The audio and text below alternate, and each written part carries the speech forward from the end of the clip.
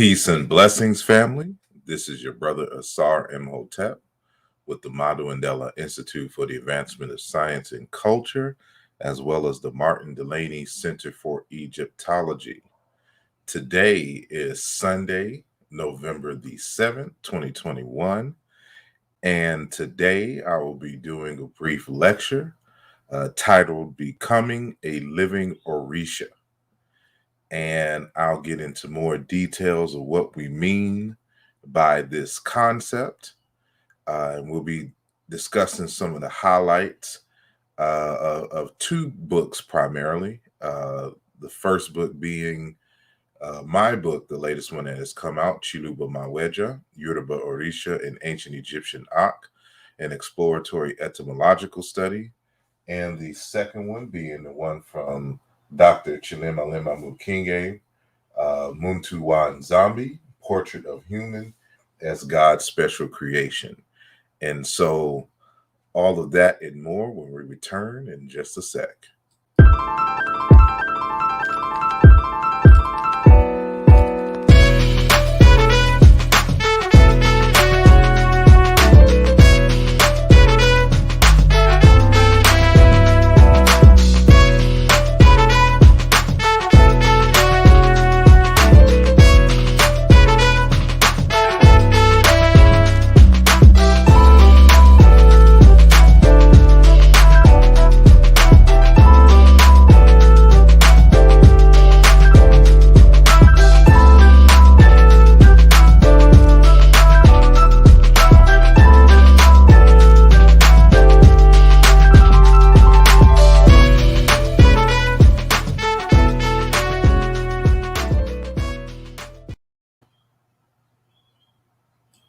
Peace and blessings, and we are back.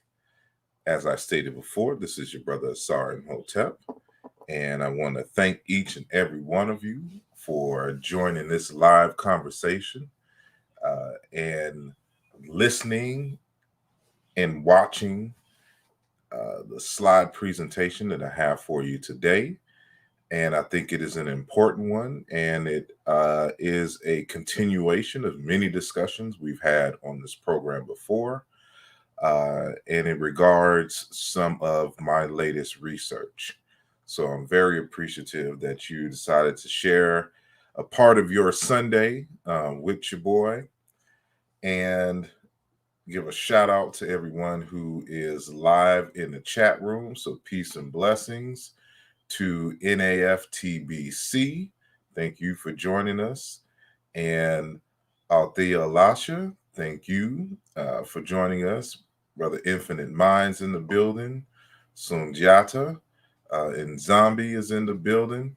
Vyasa Gullah is in the building. Kimoyo West Africa Spirit is in the building. Cat is in the building. Brother Dejed and Ankh Hekara is in the building. Everything is in the building. Darnisha C. Pickett is in the building. And those of you who are watching via Facebook, thank you for joining us. And we're going to have a good time today. So this may be a show that you want to take a few notes, and of course it's being recorded, so you can always come back and check the conversation. And so again, today's conversation is about becoming a living Orisha, and this topic came up as a result of some research that I'd have been involved in, and especially with the production of this text here, Muntu wa Nzambi, by Dr. Chilemalema Mukinge, Portrait of Human as God's Special Creation, from African creation stories, religious beliefs, and cultural practices. And so, and I actually did a little commercial for it. So you'll see me play this, every now and then. So I'm just going to play it for you right now. So make sure that you get your copy.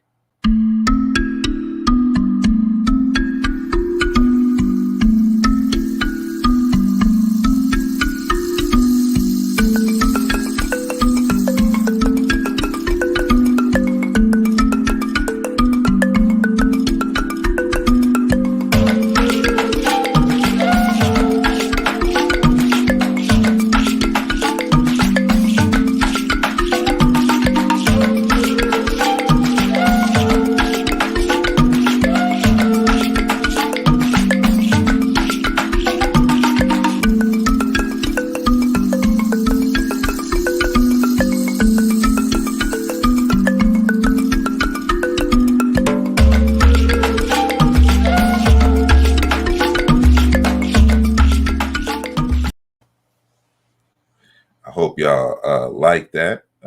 I'll be uploading that on YouTube soon. So, if you like it, please share it and help spread the word about the text.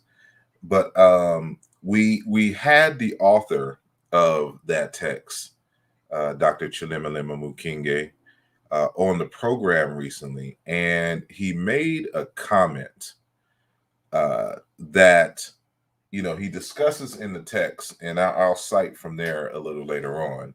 But I want y'all to kind of pay attention to what he says here, and then it is this conversation that leads to the formulating of this today's program. So I'm just going to play a little clip, so hopefully y'all can hear it in its fullness. The beginning, after creation, heaven, God and the spirits were living close to earth with humans. So there were interactions between the two. At some point, the humans did some things that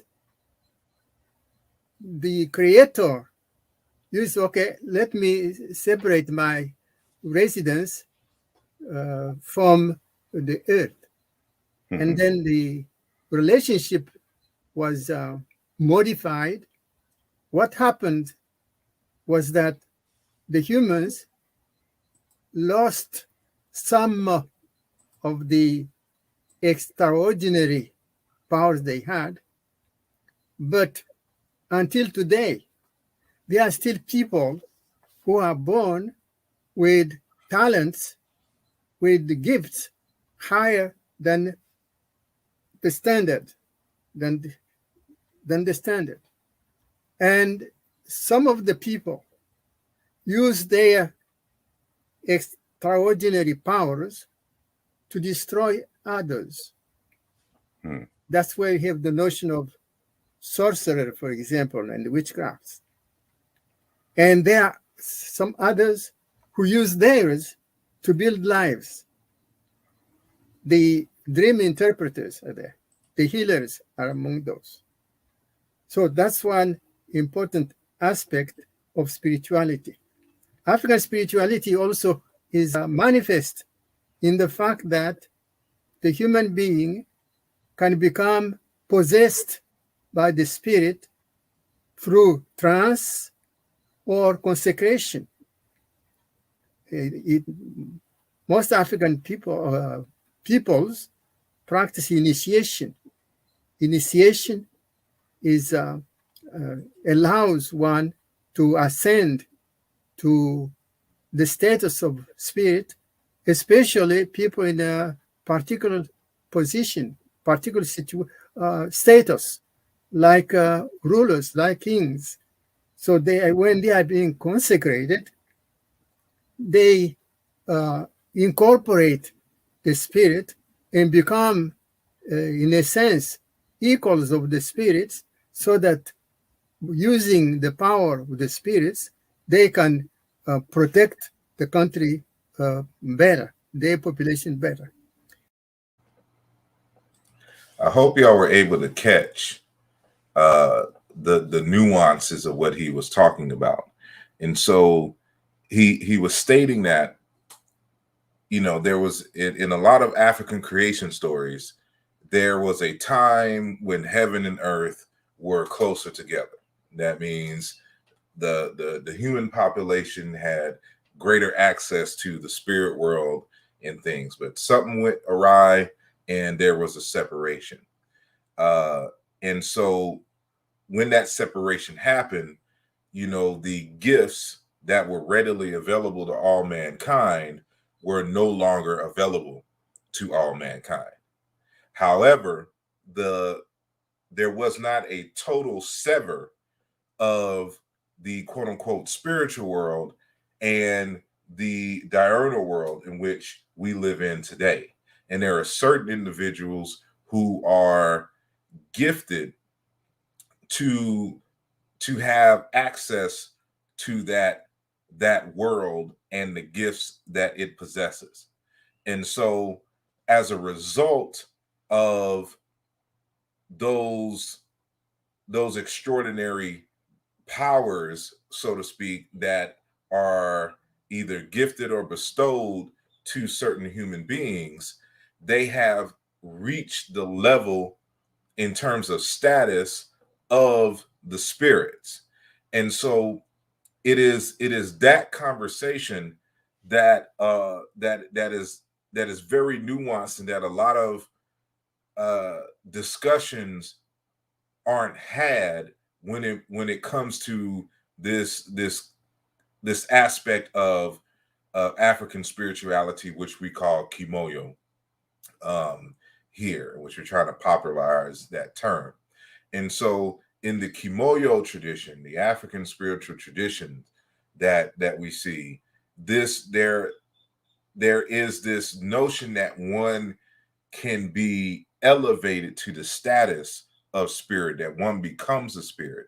And so when people think of spirit and spirituality, they're often thinking of some extraordinary superhuman entities out beyond our normal experience, and not understanding that you have living persons, human beings, who are spirits.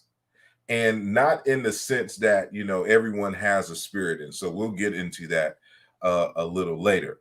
But it's an extraordinary kind of spirit. And so this is something that, you know, of course, when I edited this book, you know, I came across, and, you know, I almost forgot about that aspect of it, you know, until Dr. McKinge mentioned it in the text. And so, you know, it is because of some questions that arose in this text that inspired this particular text. This is the latest text that just came out this weekend. Chiluba Maweja Yoruba Orisha, an ancient Egyptian Ak, which I also have a little commercial for it. So I guess I'll play that now.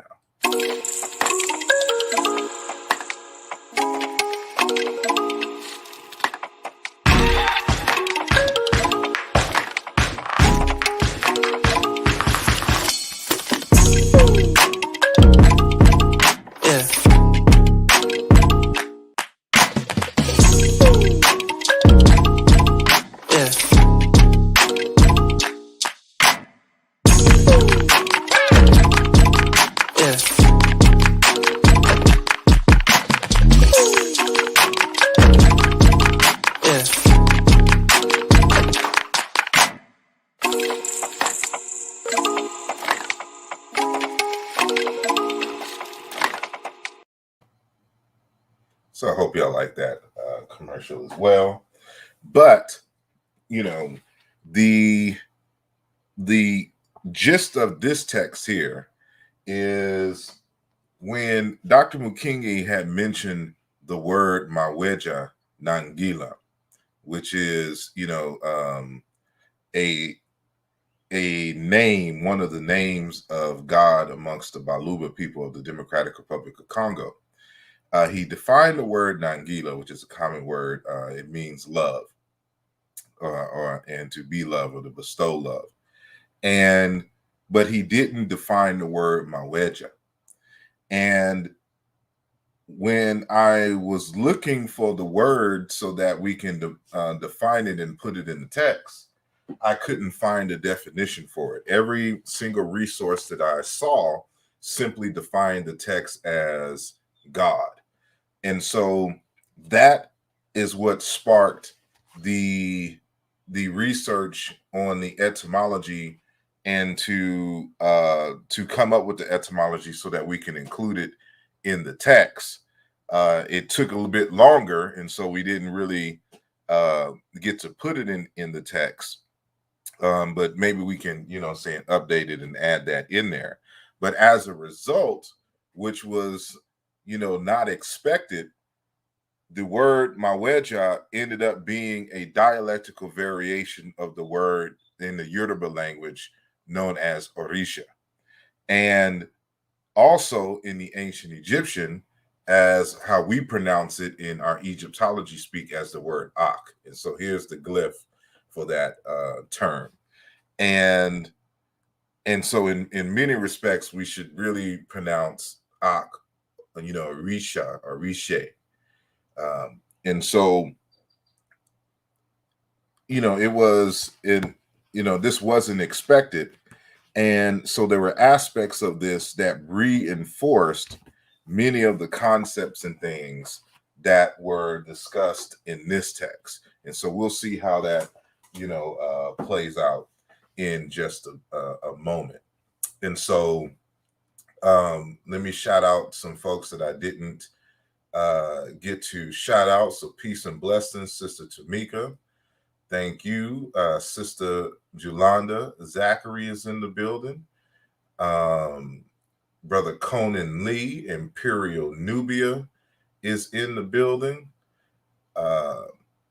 And I saw Brother Black Panther in the building, Mossy Warrior Clan. And let me see. I shouted out everything is there. Brother Ali is in the building, Dawood L. And if I missed anyone, I do apologize. So thank you all, for joining. And what did Brother Vyasa say? Over here secretly making Super Bowl ads. You got dang right. It's time to step up the level, when it comes to advertising, Black scholarship. So, hopefully, that brings it to another level. So peace and blessings. Stephen McKenzie, Hotep, and Marion Allen, peace and blessings to you, all the way out in Mississippi. Thank you for joining us. And of course, Brother Conan Lee over there in the UK showing love. So just want to thank each and every one of y'all. Brother Uwa Abantum, number 2, is in the building. Thank you for joining us. And Sister Anusha, H-Town, in the building. Thank you for joining us. Much love and respect to you. And so, without further ado, I am going to start our conversation. So, hopefully this won't take, over an hour. And peace and blessings, Brother Muhammad, all the way out in Kampala. Peace and blessings. Thank you for joining. And so, now that we got a few folks in, we can have the discussion. So I am going to share my screen, and let's do it like that. And so hopefully y'all can see everything. So what I'm going to do is go all the way back to the first slide. Well, I guess I can just do that. So let me know that y'all can see everything. Let me hide that. And I can get rid of that because this isn't lesson 2. It's actually lesson 1. Okay, so let's go back. All righty, so let's get it in. So today's discussion, as I mentioned earlier, is Becoming a Living Orisha, highlights from Imhotep 2021. And again, this book, Chiluba Maweja, you can find this at maduandelapress.com. It's about $20 for the text. And, it goes into a lot more than what I'm going into tonight. So let's get it in. And of course, if you want to support this channel, you can do so by joining the Patreon page. That is patreon.com, /Asar Imhotep. So let's get it in.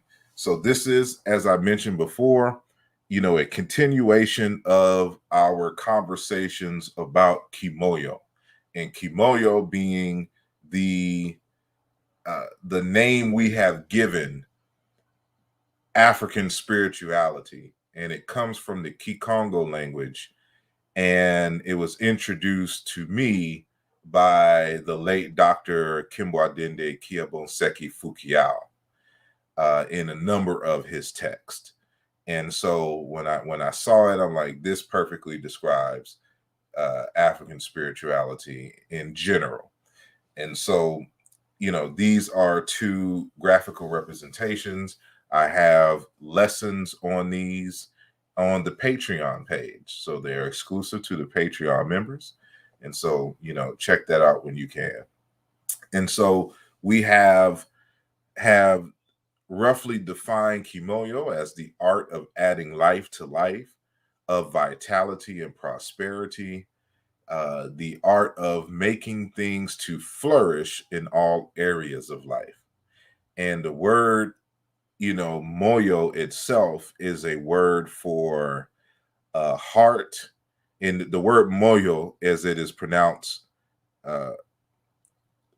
in the Kikongo language, is in Chiluba, moyo, with the M is rounded with the labial W, moyo. And so they have essentially the same meanings. And so it means it's for the literal heart, but it also means life. It also means mind, soul, spirit, courage, will, desire, inclination, sense, mood, thought, salvation. And it is also used as a greeting. And an equivalent concept in the ancient Egyptian language is the ib or yib, which means heart, mind, understanding, intelligence, will, desire, mood, wish, think, believe, feel, fancy, and perceive. And I have bolded and highlighted in the red these words or these meanings of mind, thought, soul, spirit, and intelligence, because this is going to be very important to our discussion. So I have, for example, another series of terms in the Chiluba language that reinforce this concept. So there's another word for spirit in Chiluba, Luankanyi, and this word means spirit, intelligence, and judgment. A variant of that word is nginye, intelligence and spirit, and with the abstract prefix wunginyi, which means logic. And the reason why this is important is because you have individuals thinking that spirit is simply some kind of ethereal being that floats around in the universe, not understanding that spirit is also a thought. It is a framework. It is a way of thinking. It has to deal with one's level of intelligence. And as you can see, the word for intelligence and the word for spirit is also a word for logic. And so for some reason, there are a lot of people going around thinking that to be spiritual, you have to suspend logic and intelligence. And that's not what you find in these African languages. That the word for spirit is the word for thought, for the mind, intelligence, and logic. This will become very important. So remember, I said you're going to have to take notes, because we'll revisit this again a little later. So, in the Sesotho language and in Southern Africa, you have various words for spirit like Lelopo, spirit, witch doctor.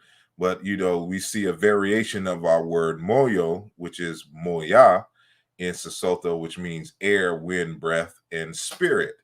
But with a certain prefix, it means mentally and also spirit. So it's just reinforcing that this word moyo has to deal with not only spirit, life, and vitality, but also intelligence, mind, thought.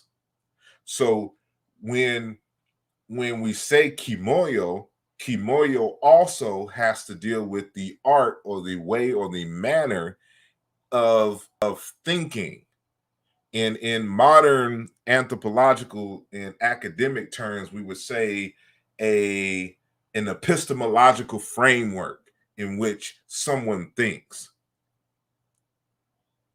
And so kimoyo is more than just what we would traditionally think of spirituality. And so when people think about being spiritual, they're going to have to include being logical, being intelligent. And so we'll delve into that a little later. So as I mentioned at the beginning of our program, I played a little clip from Dr. Mukinge, who talks about the human beings rising to the level of spirit, that spirit is a status, is a state. And this is especially amongst kings in African societies. And so when you read in the literature, for example, of quote unquote divine kingship, we're going to get into what divine kingship is. So if those of you who have my text, Nesubiti, King in Ancient Egyptian, you know that, I reintroduce this concept of the king being a living ancestor. And so this conversation builds on that 2016 work in Nesubiti. And so it's going to reinforce in a different way this notion of divine kingship and what that means. So we know that in general, that as Professor James Small would always say, that we are spirit having a human experience. And then you'll see some folks say that, spirit is inside of us. And so this notion of spirit dwelling in us is very ancient in African wisdom traditions. So this is just an example of that notion. So this is from the tomb of Pahari, who was a scribe and a mayor in the city of Nekheb. And in this tomb, he says, the deceased says the following: "My good character raised me high. I was summoned as one who is free from what is hateful. If I were placed on the scales of judgment, I would come out complete, whole, and sound. I came and went with the same heart." That means I was born and I died with the same heart. "I did not lie to another." That means I was honest. He says, "I knew the nature which is in people." I knew the God that was in people. "Knowing him, I knew this from that. I did the task as they were ordered. I did not confuse the message with the messenger." A lot of us in the conscious community have a problem with that, but that's another topic for another day. "I did not speak with vulgar words." Means he wasn't going around cussing out everybody. I haven't gotten to that level of spirituality.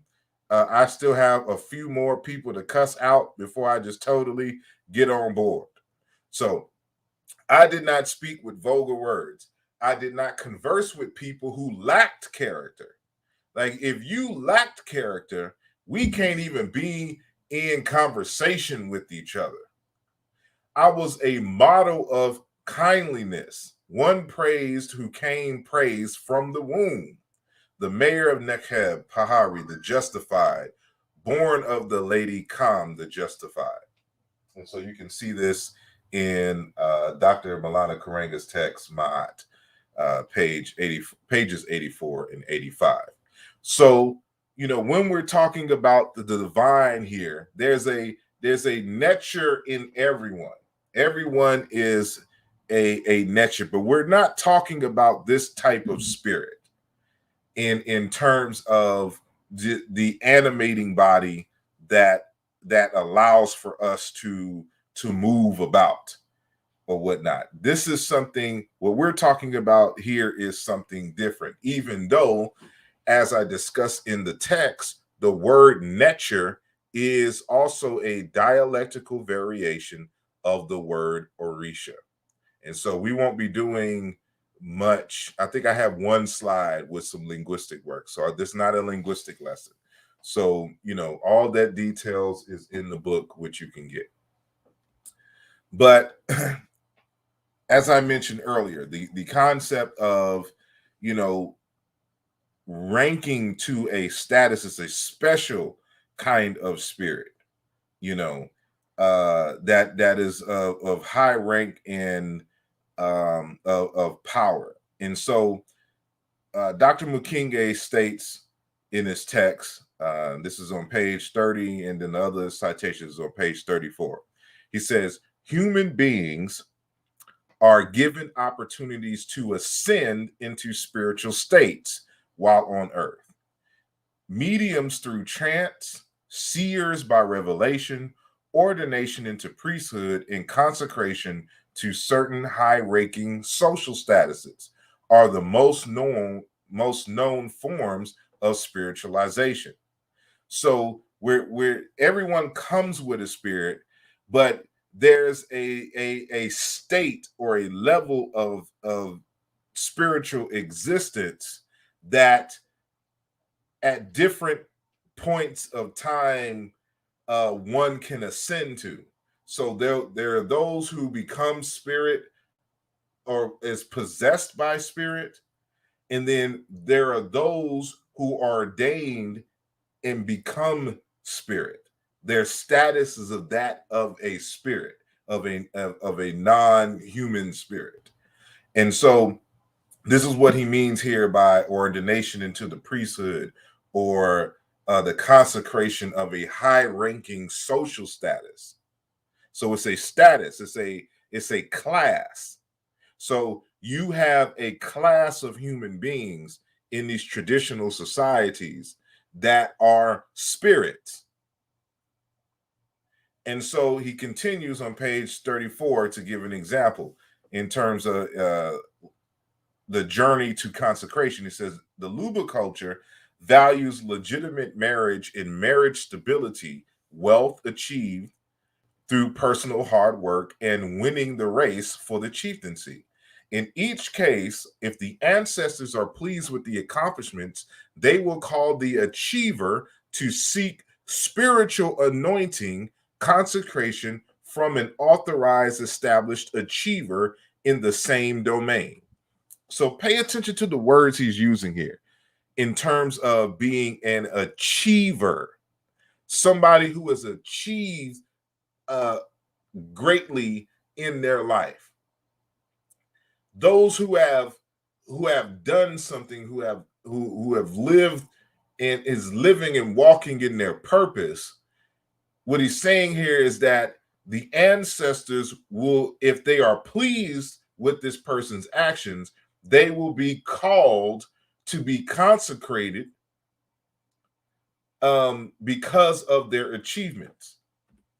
So now it continues, talking about the person here, a community builder as a husband and a father, for example, of many healthy children, and a contributor to significant growth of the extended family.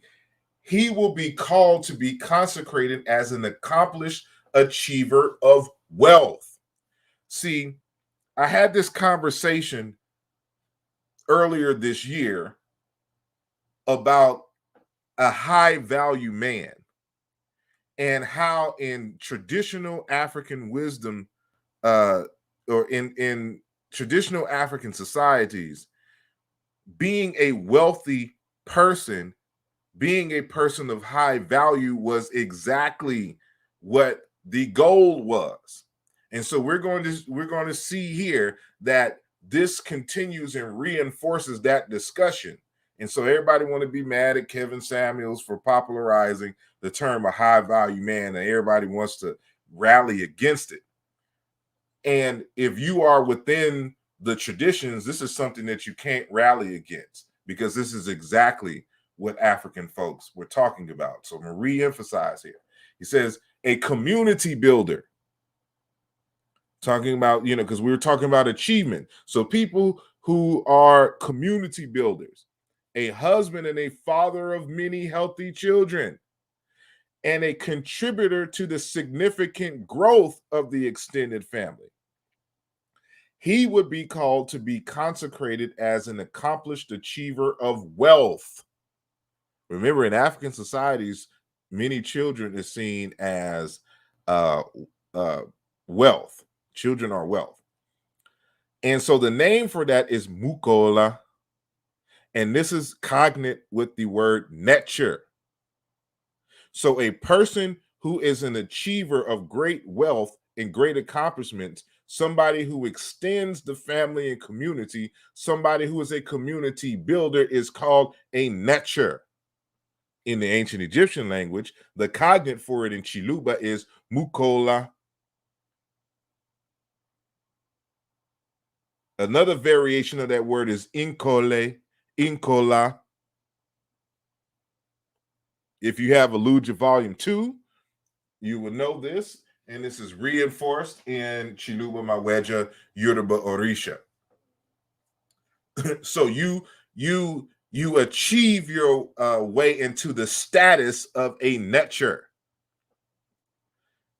Continue, a peer of past achievers.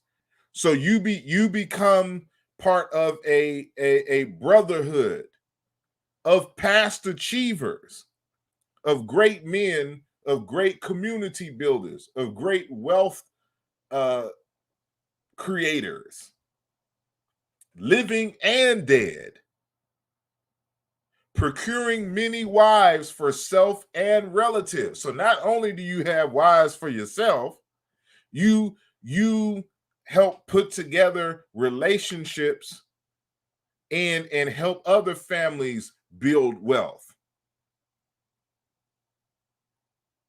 For self and relatives was the most praised accomplishment, qualifying one to run for the chieftaincy. So after you've done all this, you've proven yourself in the community, now you are qualified to be a chief in the community. The race was a long and costly process. See, people think that, when people run for president and run for mayor, that and all that money and it costs to run and get the approval of the society, that this is something kind of new. It comes with capitalism. And no, that's part of the process. This is why you had to prove that you can be that you can generate wealth, because this is your job as a chief. This is your job as a king. And so if you've proven that you can raise money, now you qualify to be able to run for the office of chieftaincy. Doesn't automatically mean you get it. But as it states here, the race was a long and costly process. The candidate had to satisfy incumbent chiefs and power giver dignitaries' immeasurable appetite for riches. So even then, it cost to be the boss. Finally, victorious of this long and costly competition for the chiefdom throne, he was invested chief in Fumu, in Kume. In Egyptian, this word is Hem, His Majesty, King, and Chief. And so, continue, investiture into chieftaincy. The investiture ceremonies included several acts of concentration, elevating the incoming chief to a spiritual status. Altogether, investiture rituals are believed to turn the incoming chief into the peer of the spirits of past leaders and them his partners in the governance of the chiefdom. And so a society can have many chiefs. But you have a spiritual, when you become chief, when they talk about divine, when he becomes a god, this is what they're talking about here. You become a living ancestor. It's a status, it's a class, it's a secret society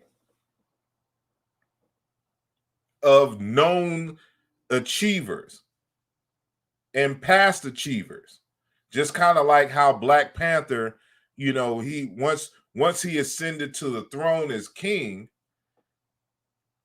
and he drunk the heart-shaped herb, and he had to be buried, and then he went into the ancestral realm and saw all the past Black Panthers. He was consecrated. He became spirit at that moment. That's why that's why you have death rituals in initiations in Africa, because it's symbolic of you dying and arising in a spiritual. Now you're rising as a spirit. You become a living spirit in the society, and we'll get into exactly what a spirit is. African culture is deep. Excuse me as I squig on my Topo Chico twist and lime water for a second. How y'all doing out there? Y'all with me still in the land out there? Let me see. Let's see. Green sinking with the music in the hands. All righty, I'll get to more of that later. Just making sure that y'all can still hear and that we are good. So let me get back to the conversation. So hopefully y'all know how I do it. I like to build, on the concepts. And so in the Yoruba tradition, the king, they reference human beings in many ways as, able to become Orishas. Not only when you die, but also living. So your mother is an Orisha.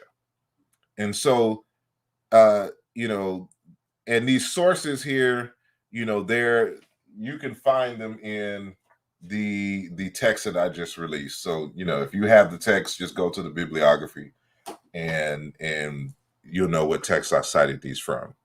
But, we have this phrase, Orisha bi iyakosi. There is no Orisha like mother. That word iya is the word for mother. There's no Orisha like mother. Your mother is a Orisha because she is a creator. And so we'll get into that a little bit more. But also there's the phrase Iniyan ni di Orisha. It is human beings who become Orisha. And so I think in this context, they're talking about after death, but I think this can be applied to the living as well in terms of that second phrase. But it's human beings. Your Orishas are people. And so you have ancestral Orisha, people who have been deified into the state of Orisha. You have living Orisha, and then you have the more universal and non-ancestral forces and spirits that are also called Orisha. And so, let me not get ahead of myself. So when we continue, when it comes to this concept of the notion, for example, that a king, rises to the status of a Netcher, of a Mukola, of a Inkola, because Inkola also means a eminent and powerful man. And you know that the word Netcher means power, powerful and wealthy and erudite and educated person. So, but this also applies to priest. And so one of the words for priest in the Igbo language is dibia. And this is a term that is widespread across the continent. And, there's a text called After God is Dibia by Dr. John Ume that was released in 1997. Now, that phrase, that title comes from this full title here, Chukwu Welu Olu Dibia. And Chukwu is the word for God in the Igbo language. And it literally means after God, Dibia, meaning the priest, comes next. So when we look at the social hierarchy, we have God, then Dibia, the priest. Now, the Igbo people, they don't have kings. So the highest up in the status is the Dibia, the priest. But in the Yoruba tradition, the Oba, the king, is the chief priest of all the priests. And so they have a similar phrase, but it's worded a little differently. And so, the Oba, the king, is Ikeji Orisha, second only to the Orisha. The second citation, and that's in Oduyoye's text. What's the title of that dang text? Words and Meaning in Yoruba Religion. Linguistic Connections in Yoruba, Ancient Egyptian, and Semitic, which came out in 1996. And so there's another book by Barnes on Ogun. And when she's talking about Ogun and the relationship between Ogun and kingship, states that when the king is crowned, the chiefs affirm it in their salutation to the king, Oba Alashe Ikeji Orisha. The king's power is like that of the gods. And so, but it goes into a little bit more detail. This is the book here, Africa's Ogun, Old World and New.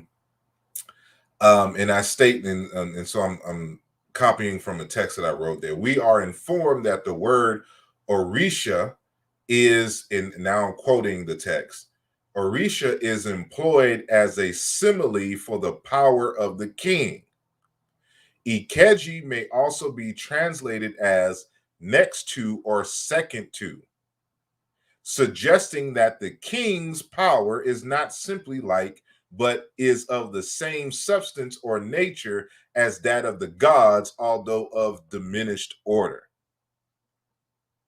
So the word Ikeji, next to or second to, and meaning that and so you can interpret that Ikeji Orisha, meaning next to the Orishas, that he's of the status of the gods, that he is a god.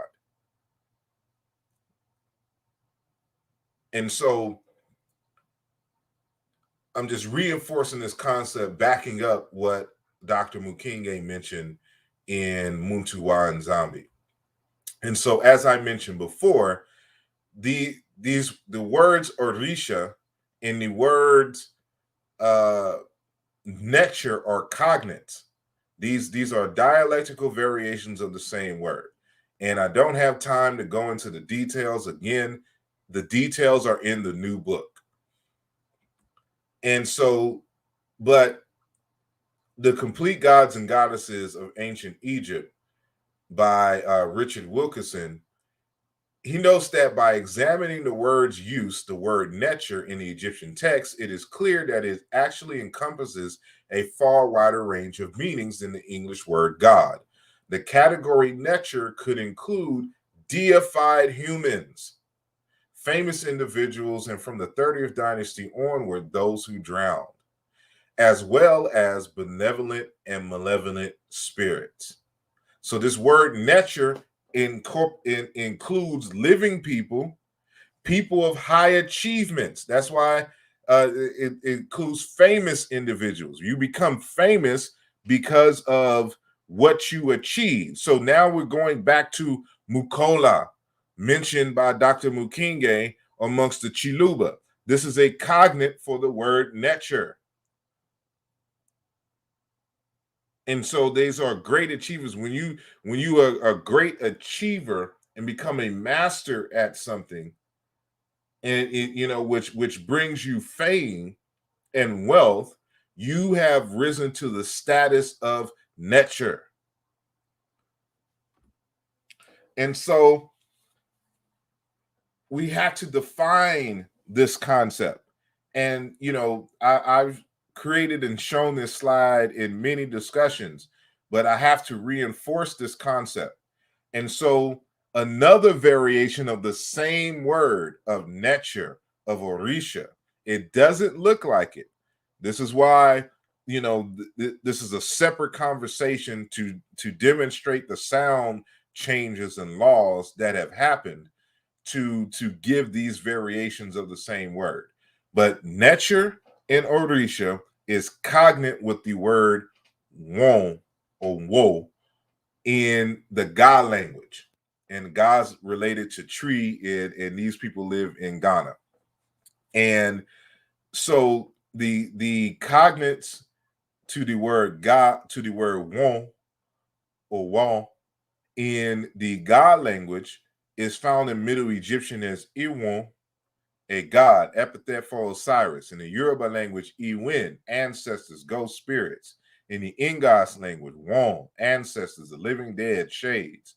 In the Bachama language, Won, the demigod in charge of the dead, the demigod in charge of the kingdom of death.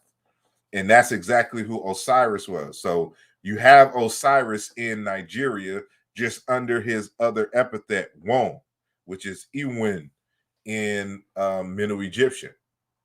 But in the text, Religion and Medicine of the God People, Dr. Field notes that a woe, this is how he spells it in the text, but this is the two variations of the same word, woe with the N and woe with the N dropped. A woe, by God definition, is anything that can work but not be seen, and includes the smaller beings of specialized and limited activity associated with medicines and magic. The key phrase here is anything that can work but not be seen. That is a woe. That is an Orisha. That is a nature.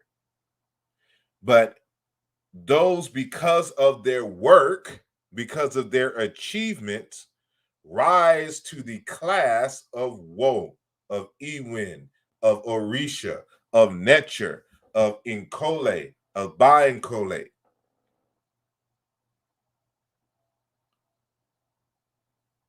This is very important here because this is what we would call high value, because these people bring value to the community. They make the community strong. The word value means to strengthen something.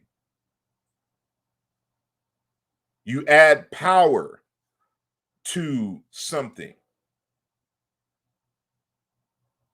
And so these are what we would call high value people, netchers, mukola, inkola, inkole, the bainkola, the iwin, the won, the orishas, the mawejas, the lisas, the lezas.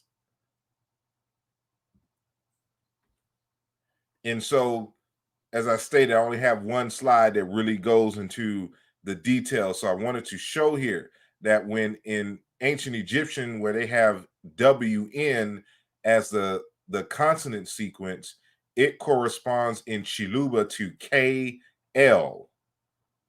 And in this instance, for the word to open is KN, because the final N is a process in linguistics called assimilation that force this L to become N. And then in this variation, when to exist to become essence, Bukati, when L is followed by I, it becomes, the L turns into D. But it comes from the word ikala, to be. And so this is the word for God, inkole, inkwele, God. Bainkole, spirits, ghost. And it literally means God, and also an eminent and powerful person, an eminent and powerful man. And so bringing all this together, you can, when you review this, pause and, take notes.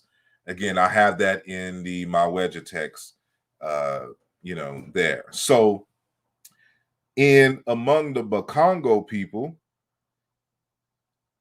the equivalent concept is personified in this word nganga. So remember what the word wo means. It has to deal with anything that can work but not be seen. And as I discussed in the text that I released this weekend, the word Orisha, the word Weja, the word Ak, the word Won derives from a root meaning to do, to be able to do, to work. And when that verb is nominalized, it becomes the word for power. And all power is the ability to do work. The synonym is energy. Energy is the ability to do work. And so, with that said, we see the continuation of this thought process. Even though this word, I don't believe, is cognate with all the others, it is still, it still holds the same semantics. So a priest, like we would call in the Yoruba tradition a babalawo, in the Igbo tradition of the Bia, among the Bakongo, amongst the Kikongo speakers, their priests, their medicine men, they're skilled and they're skilled individuals. They're highly wealthy and high achievers are called Nganga or Nganga, which essentially is a doer. And as Foucault tells us in African Cosmology of the Bantu Congo, he says, notice here, and he's giving a breakdown of the Kinga symbol amongst the Bakongo people. So he says, notice here that in traditional Congo society, to become a specialist was something required of all its members. Everybody was called to be Nganga, to be a specialist of something, and was an expression of professional requirement in social life.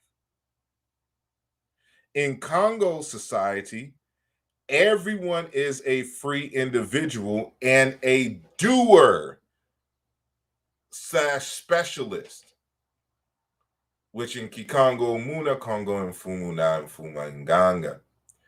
And Mukongo was accepted as such, therefore, as an Nganga in his community, if he only could be a doer of something for the well-being of the community. Kala Yisalu, to have a métier.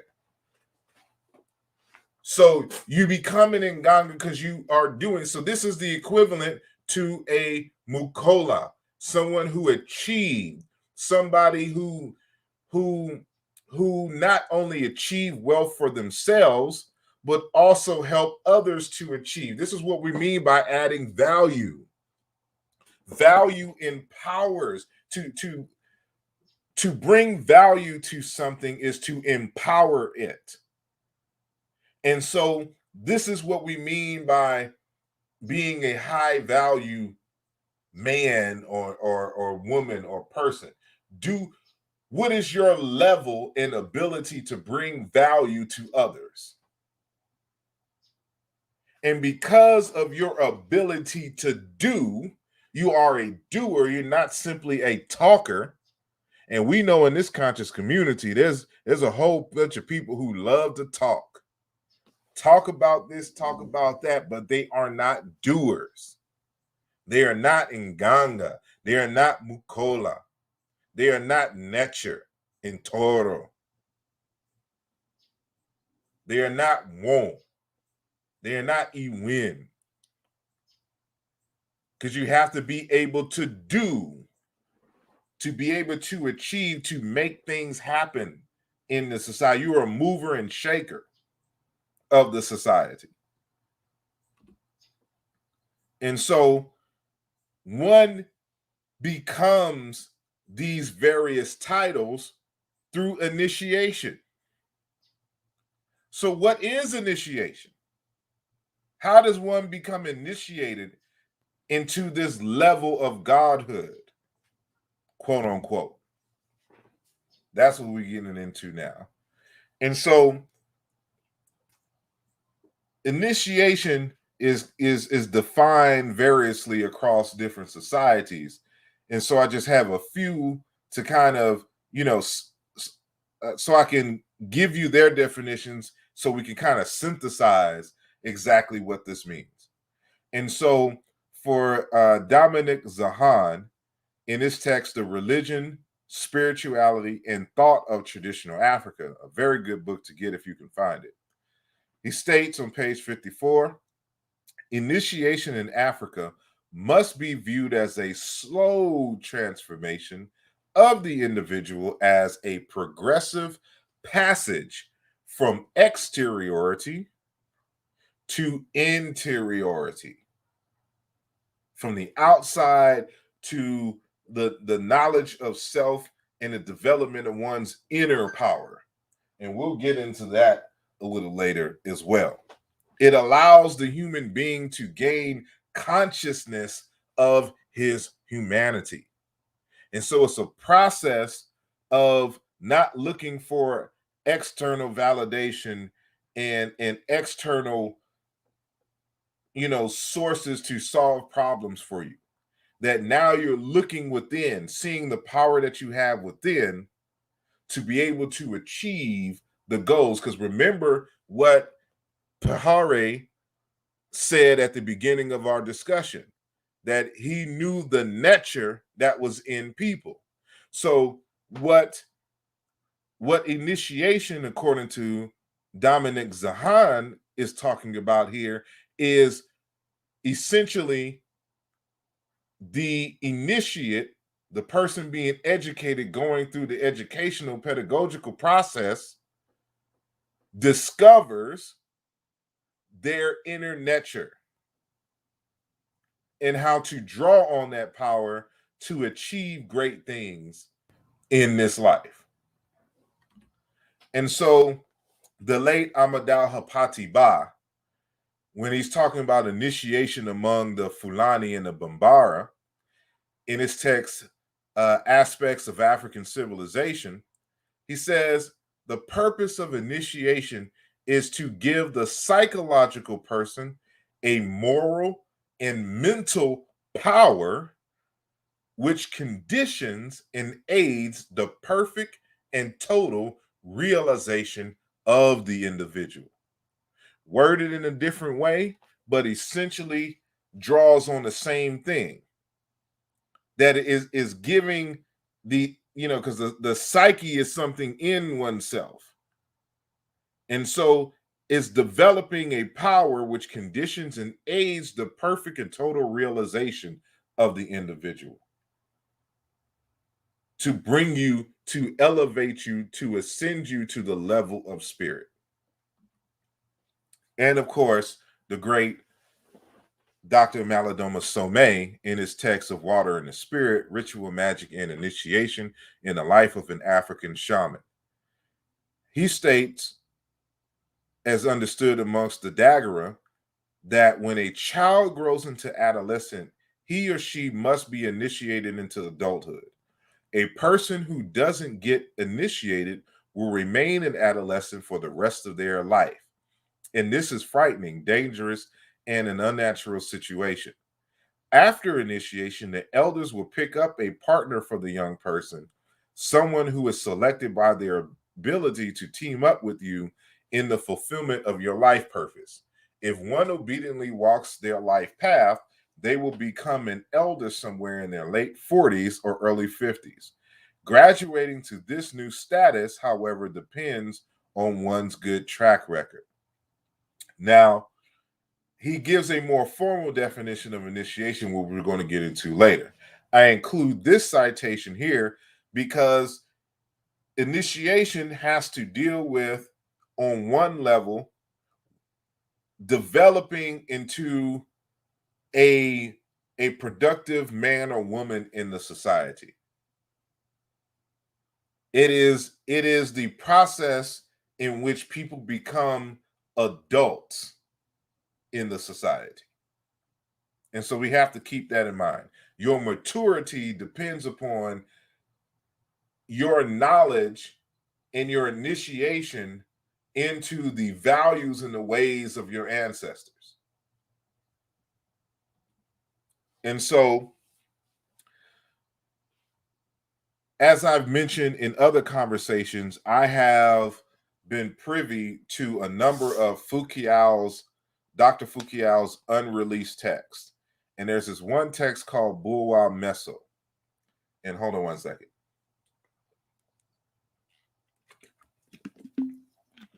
Bulwa Meso.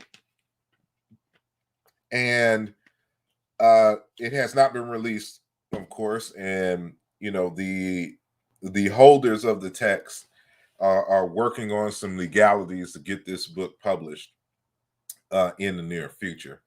But for research purposes, I have been, given permission to view them. And there is, a lot of stuff that hasn't been released in terms of ideas and concepts, written by Fukiao. And so, in Bulwa Meso is really a text about initiation.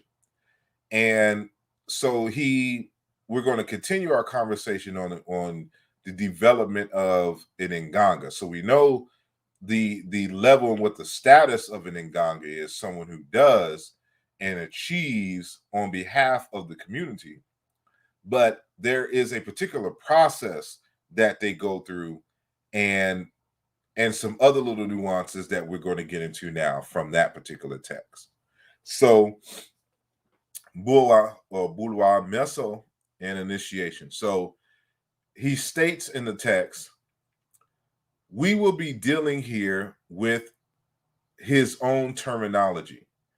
He said some other stuff before then, but it sounds like it's kind of jumping in the middle conversation, but bear with me. So we will be dealing here with his own terminology, Ganda or Vanda, a term that cannot be translated into Western language without losing its weight or undermining its real meaning. Ganda is a very scary word, especially for anyone who is fairly familiar with the Kikongo language. It is a fearful word for the simple reason that it requires for the candidate to be not only modest and humble, but totally submissive to the society of Kienganga and its noble cause for the community. It is scary and fearful, Mushanda, to be initiated, and this is what that word Ganda, for the most part, has to means in terms of being initiated. Because Ganda is to have one's eyes open, a process esoterically known as Bulwa Meso. That's what the phrase Bulwa Meso means. Or it's open, and without the bu prefix is wa, meaning to open. Bulwa Meso, eyes. So it's plural, meaning eyes. So known as Bulwa Meso in the specialized language of the Ba Nganga, the priesthood of the Nganga. It is to be given the power to see what others do not and will not see unless they agree to follow the path of the sun, Landa and Zila and Tangu, through initiation. And so I have a whole lecture on Landa and Zila and Tangu, and is currently for the Patreon members. And, this is what we deal with in terms of Kimoyo and the Kimoyo symbol. But, that's another discussion for another time. But we continue. It was and still is fearful to Ganda, therefore, to be initiated, because Ganda is to be exposed before the total experience of the highest knowledge of key principles of life and living accumulated so far by the human experience inside a given society. To be exposed to such knowledge of key principles of life and living is to be given the power and the license of access to the most powerful and the most dangerous medicines and weapons on earth. It is to be given the key to lock and unlock Kanga Ye Cthulhu, all doors in and around us. It is to learn how to walk proudly and wisely, frontwards, backwards, leftwards, rightwards, upwards, downwards, and more importantly, innerwards, to be you and what you are intended to be for yourself and for the community. Here again, we're talking about the process of initiation and turning inward. So just like, who was that? Zahan and others talking about coming from exteriority into interiority. Fukuyama was saying the same thing in just coming from the Bakongo wisdom tradition. And so, continuing, he says, to ready oneself for initiation is to accept one's social responsibilities, of which leading the community, the society, and the nation is one of the highest goals to be reached by any initiated individual. Ascending Kukanga is to accept to be seated on the community stool.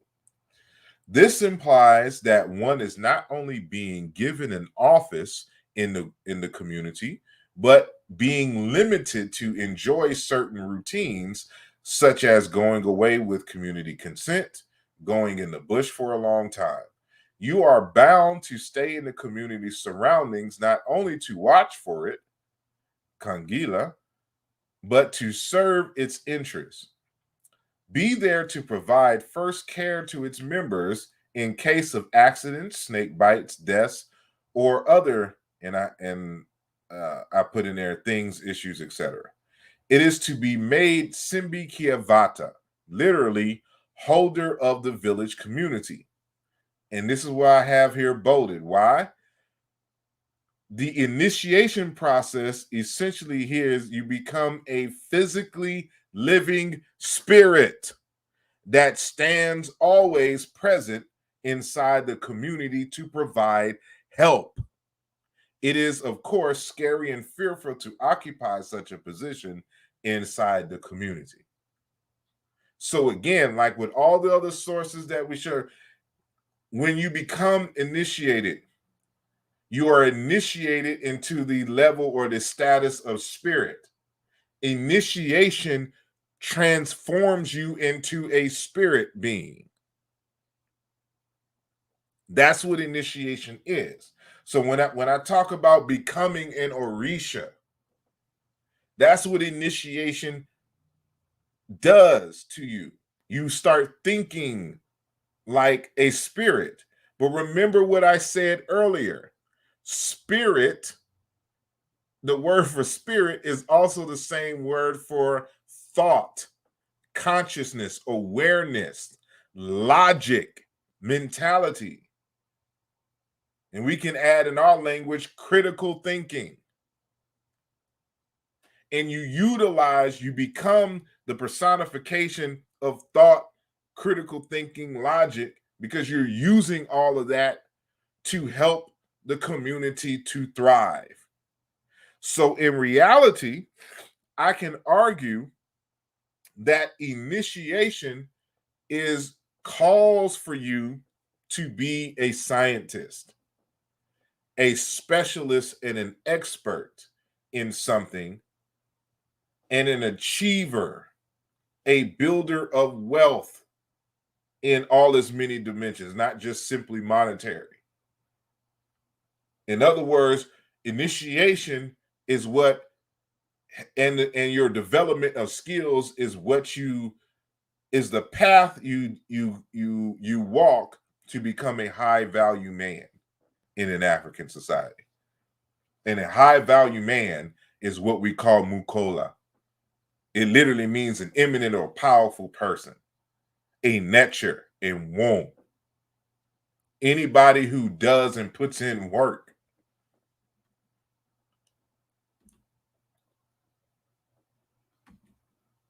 And so we continue here with this idea of someone having clear sight, having insight and wisdom. And so in Aluja, I don't even know where my copy is. In Aluja Volume 2, this text here, for those who haven't seen, in Aluja Volume 2, I have a chapter in here on the etymology of the word Seba in the ancient Egyptian language. And I discovered that it essentially means a clear-sighted one. And a equivalent concept in the Yoruba language is the word olaju, which they use to mean a civilized person. But it literally means the one whose eyes have been opened. Remember what the meaning of bulwa meso is. You have open eyes. That's what initiates an initiate. And a seba is an initiate and also a teacher. This is a person with open eyes.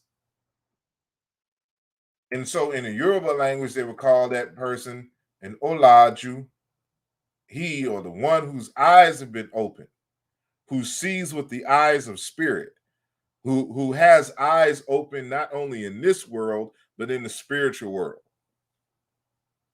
And so there's several different phrases which goes along with that in the ancient Egyptian language, like, weba or weber, her, to be clear-sighted. And then when it has the W singular masculine suffix on weber or webaru, her, it means a specialist. This is conceptually cognate with an inganga, who's a specialist, a clear-sighted one.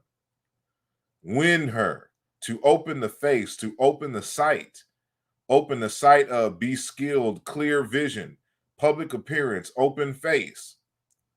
And with the causative prefix s, it means to instruct, meaning literally to cause one to open eyes, to give open eyes. In other words, to give sight into reality. And so now we get into essentially what initiation is amongst the Daguerre. So we revisit the Of Water and the Spirit text by Dr. Malidoma Patrice Somé. And he says traditional education, therefore initiation, or Ganda in the Kikongo language, consists of 3 parts. And I have bolded here, enlargement of one's ability to see. This notion of being able to see is critical to one's development. Destabilization of the body's habit of being bound to one plane of being, and the ability to voyage transdimensionally and return. Enlarging one's vision and abilities has nothing supernatural about it. Rather, it is natural to be a part of nature and to participate in a wider understanding of reality. So now, this is essentially the definition of a seba or sebau in the ancient Egyptian. And this comes from the text of Antef from the 12th dynasty. And it says a seba essentially is one whose heart is informed about the things which would be otherwise ignored. The one who is clear-sighted when he is deep into a problem.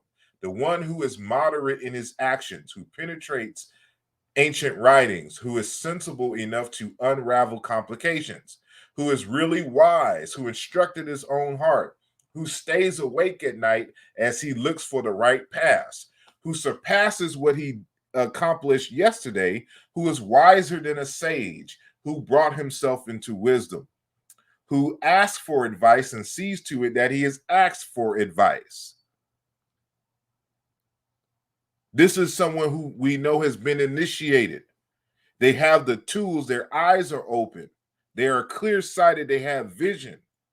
So I hope, that the synthesizing, that, me bringing out these sources, showing these commonalities in conceptualization of initiation and what an initiated person is and what it means to be to ascend to the level of spirit, to the status of spirit in traditional African societies. This is the whole purpose of what we do here.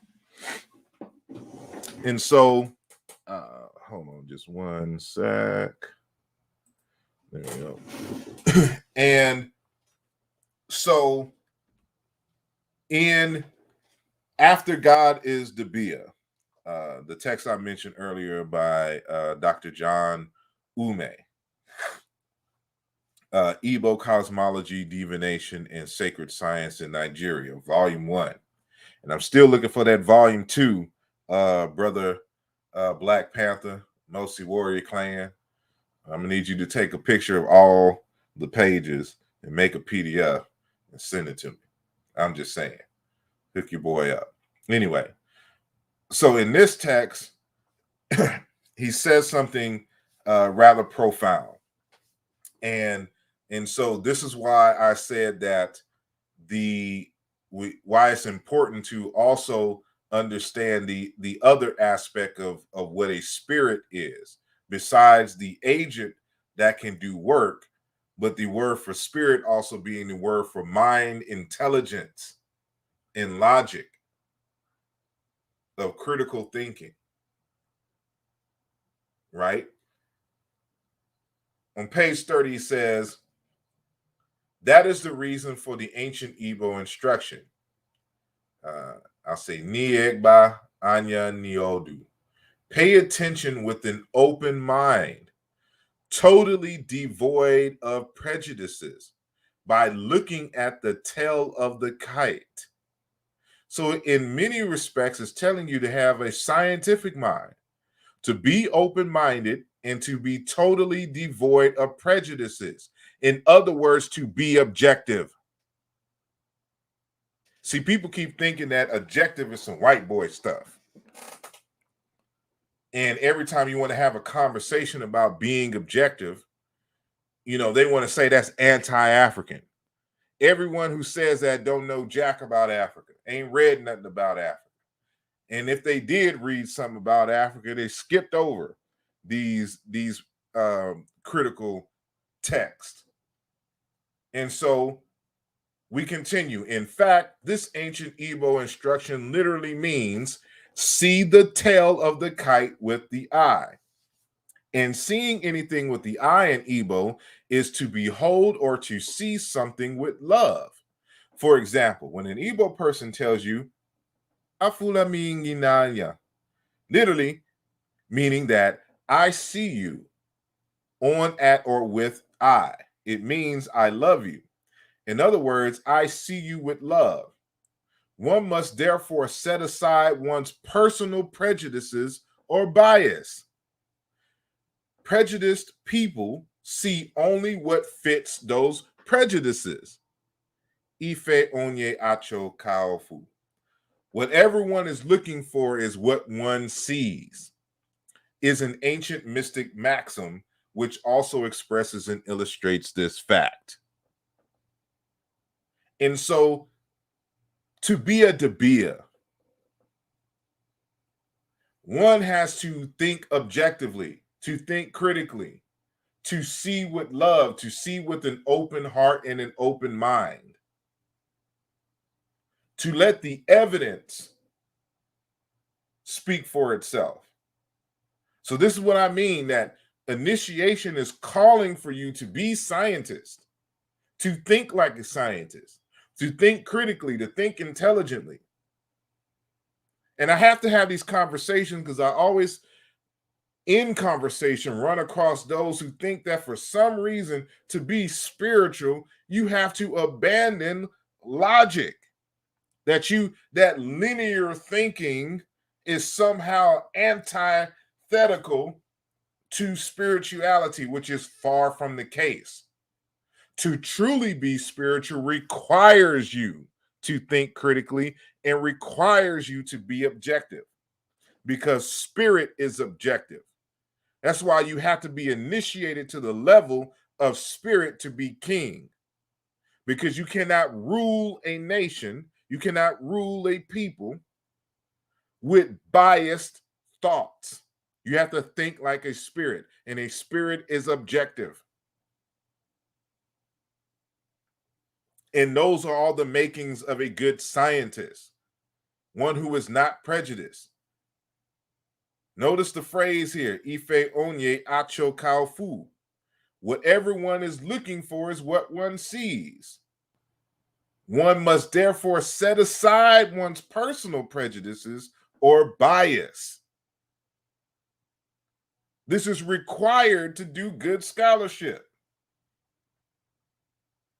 So these ideas of objectivity, of removing bias and prejudice, are not European concepts. These are indigenous ideas embedded in our pedagogical systems, in our initiatic systems. I'll continue. And so, as Professor James Smalls would always say, that spirituality is reality. And as I've said in other conversations, spirituality has to deal with the procurement of food, clothing, and shelter.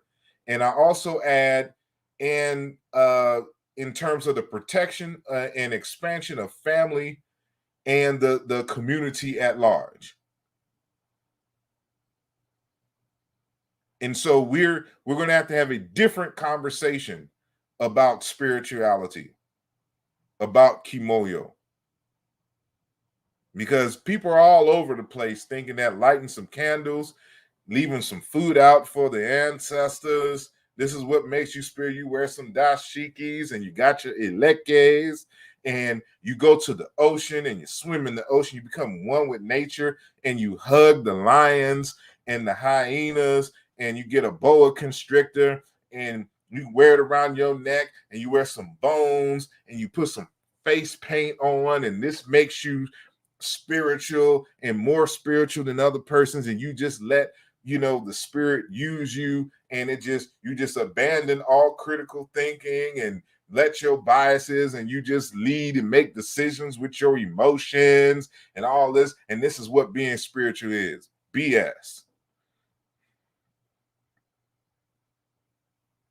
So I always make sure I have sources, so I don't have I'm not biased when I come to these conclusions. And so, as I've stated before in another lecture on spirituality, is the quality of one's relationship to spirit. Therefore, the quality of one's relationship to the creation and protection of food, clothing, shelter, and family. So remember what we cited earlier, that when somebody is an achiever, they are ones who develop and accumulate wealth, not only for themselves, but for others.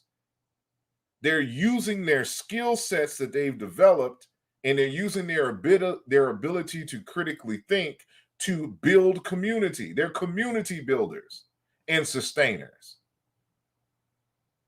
And so when they're tapping into the forces of nature, they all have the same goal in mind: to accumulate wealth, to maintain food, clothing, shelter, and good human relationships.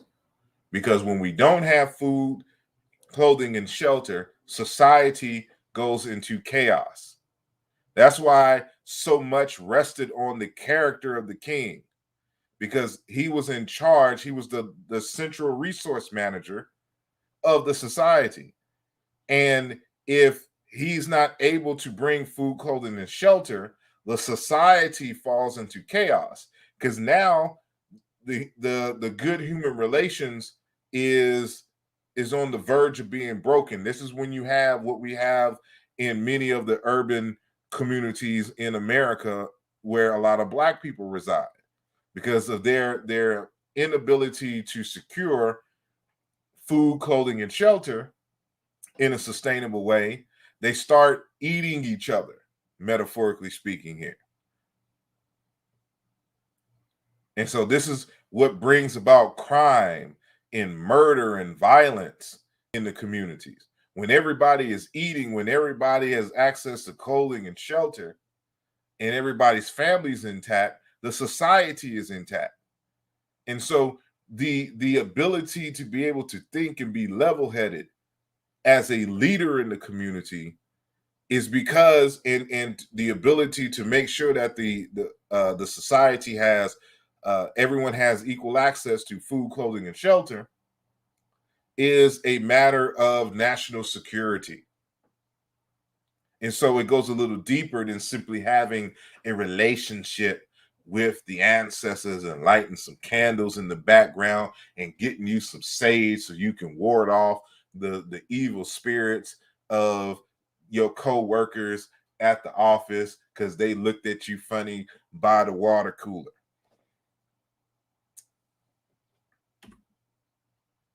And so, as I sum up, a living Orisha is one who followed the path of the sun, therefore is initiated, educated in the ways of accumulating wealth, strengthening relationships, and the art of vitality, dealing with health, is one who becomes a of high value and knows the art of making things and people more valuable. A living Orisha adds value power to the community and is a doer and not a talker, is the living action generating principle of his society.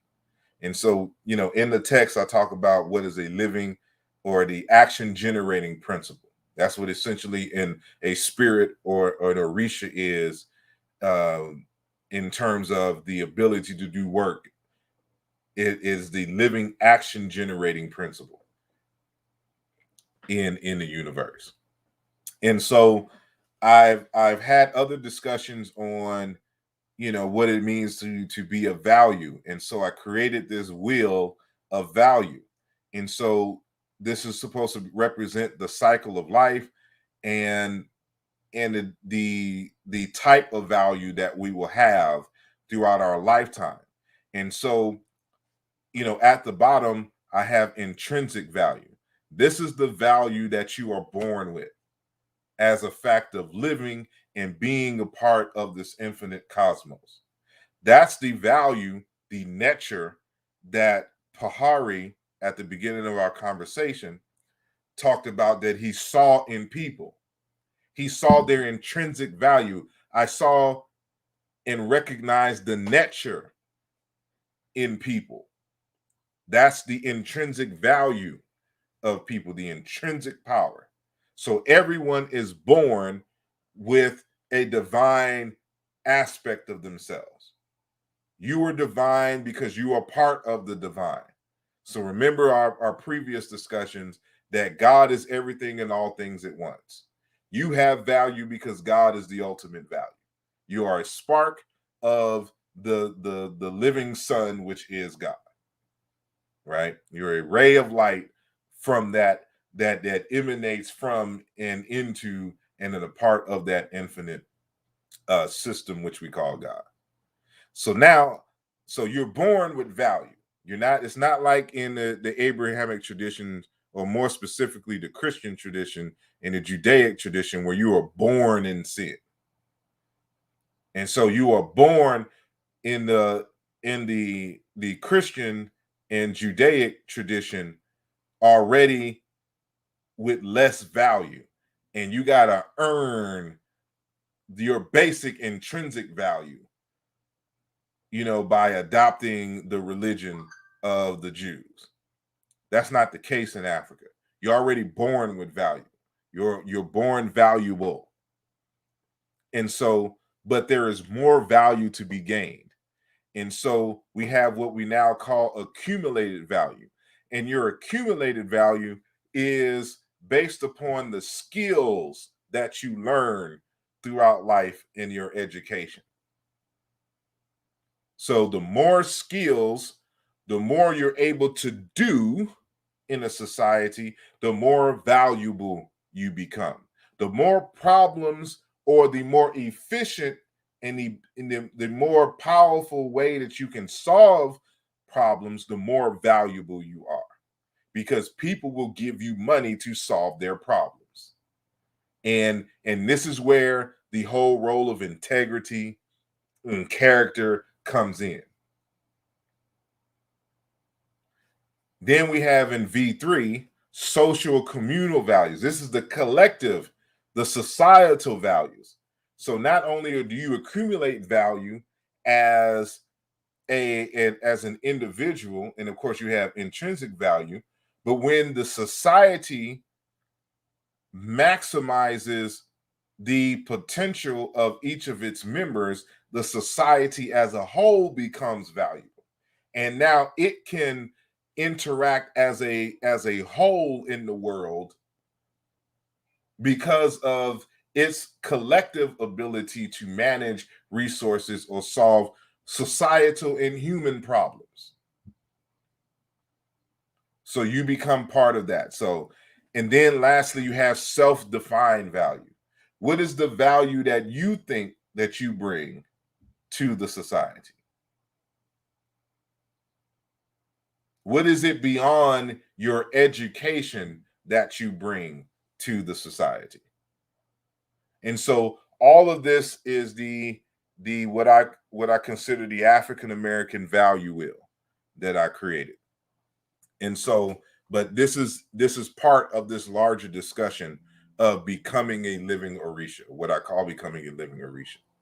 And as I said before, you know, this notion of being a high value man, I've come up with these 10 ways, you know, earlier in the year, in terms of being an African centered high value man. And so the first thing is having good character and integrity. The second is being initiated into the ways and values of one's ancestors. Next is one who understands his purpose in life and walks his path.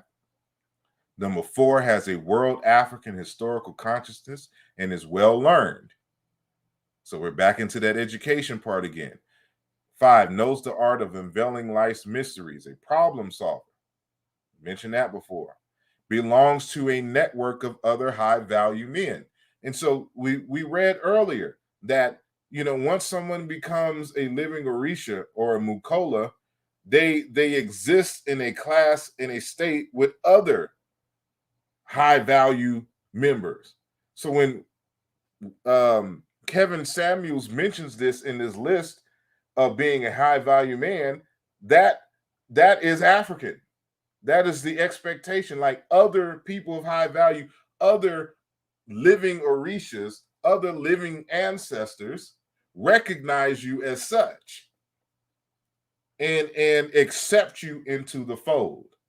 Other Nganga accept you as Nganga. Number 7 is afraid to die without winning a victory for African people. Next, has mastered the art of accumulating resources to achieve higher goals. That's where the wealth building comes in. Mastered the art of being able to tower over life's 1001 of its challenges. And so be able to take a licking and keep on ticking. Knows how to recognize and celebrate life's beauties. Therefore, is not a stiff, has style, has fun, and looks at the positive in things. You know, and so the person has personality, is personable, and just isn't, you know, out for work, money, and things of that nature. So these are my 10 basic criteria for being a high value man, aka a living Orisha, you know, in the society. And that is the end of my presentation. And I will stop the sharing and remove that from the page there. And I haven't been able to check with the chat. So let me see. So there's a lot of comments, so I have to go back up. But y'all tell me what you think. And make sure that before you go, that you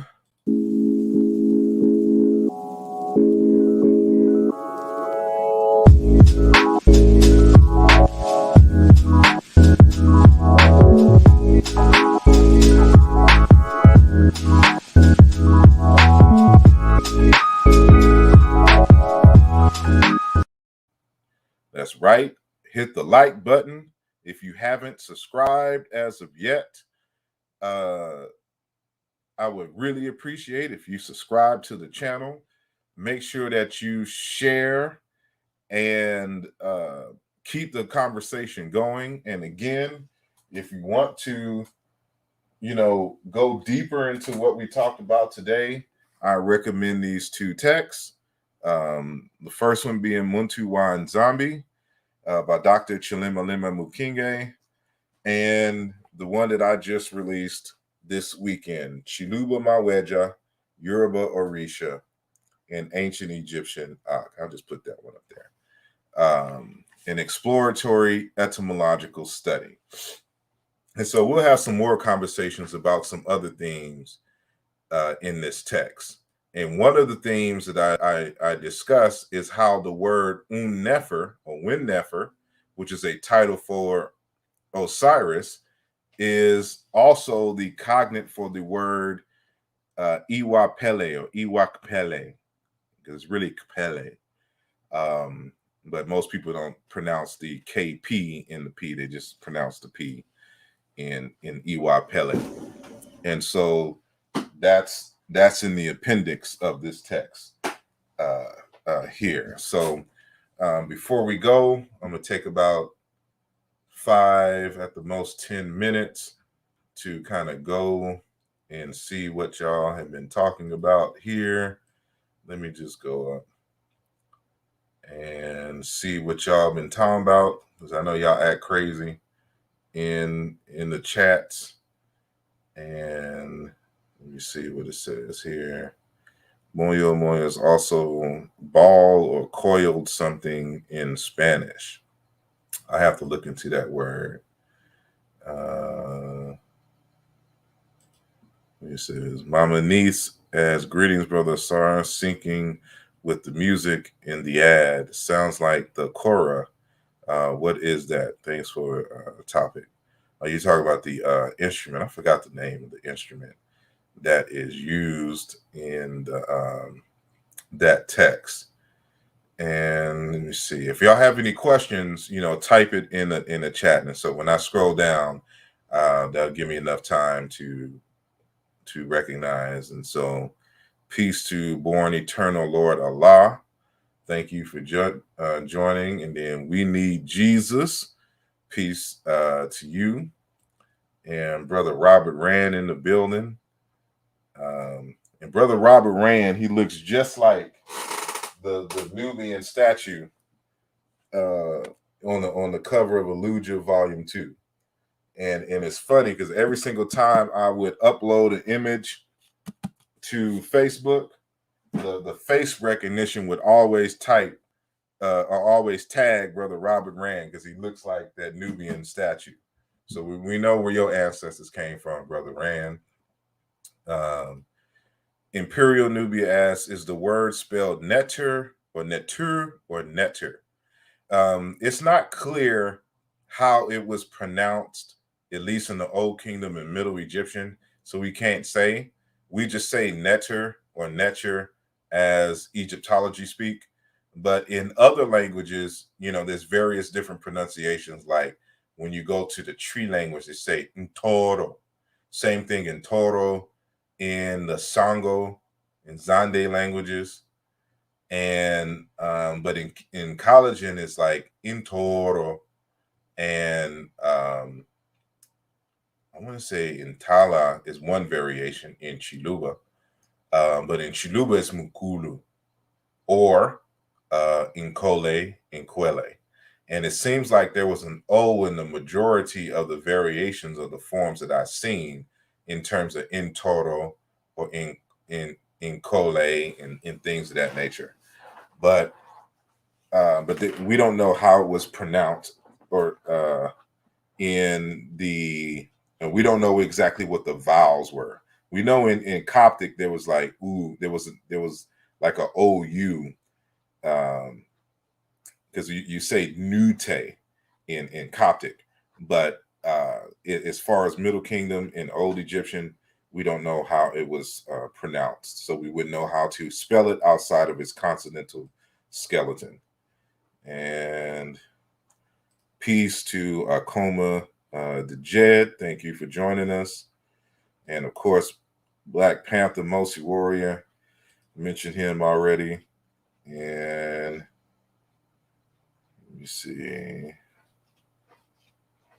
There we go. Thank you. Brother Chavez in the building. Resending your text in the morning. And he says, this is the key concept behind the word Isheshe. I think the word Isheshe comes from a word meaning to work. And so I don't know if that's what you mean, but let me see. Brother Aziz Fall in the building. Peace and blessings to you. He says, still listening. Sorry, thank you for joining again. Let me see. Some people view circumcision as the first initiation. Let me see. It says, problem is most of our ways are in Western schools of thought. Indeed. But this is why we have these conversations.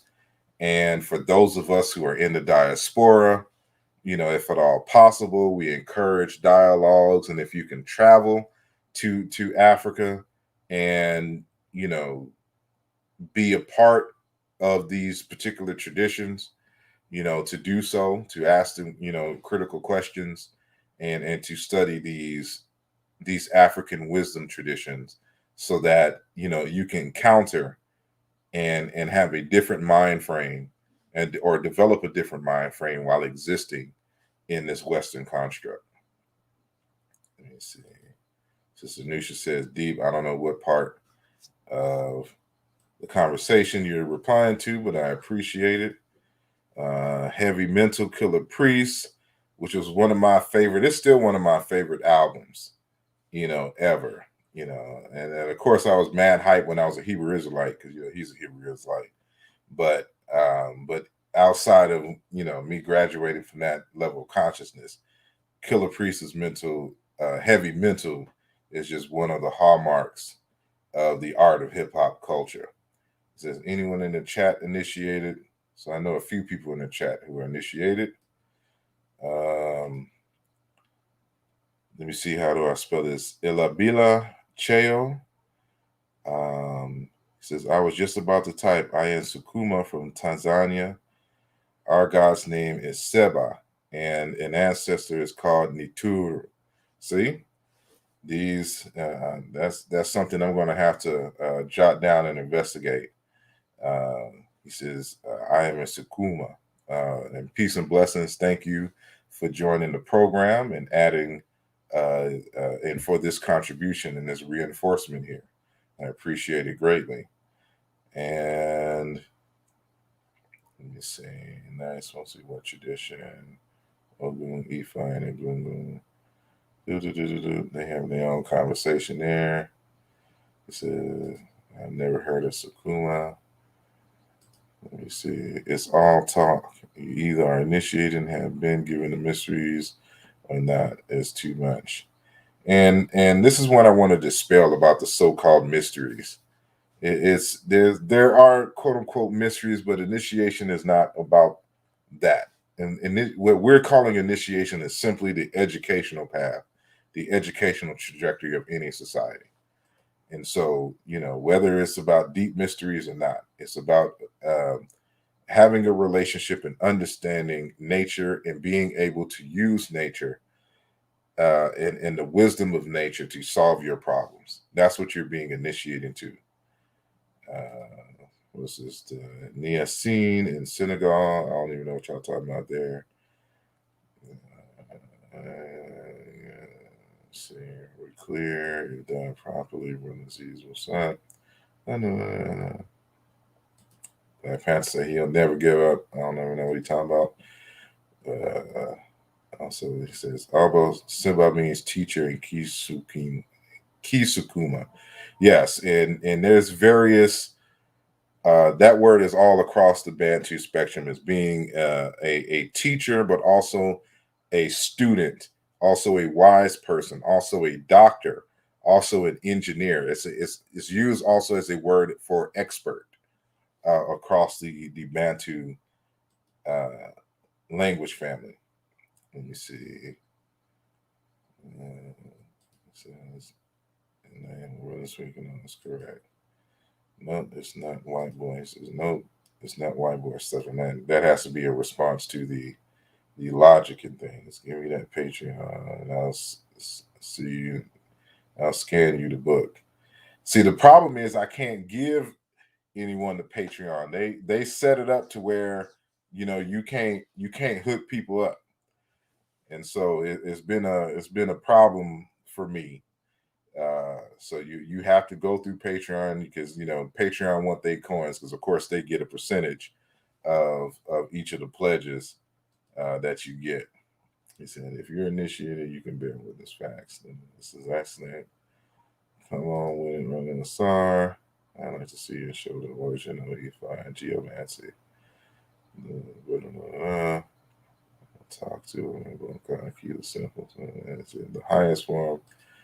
The learning curve. Welcome to the program. Thank you for joining. It says the highest form of spirituality takes care of the material needs of the people. To be spiritual is to serve. Exactly. You summed it up better than I could.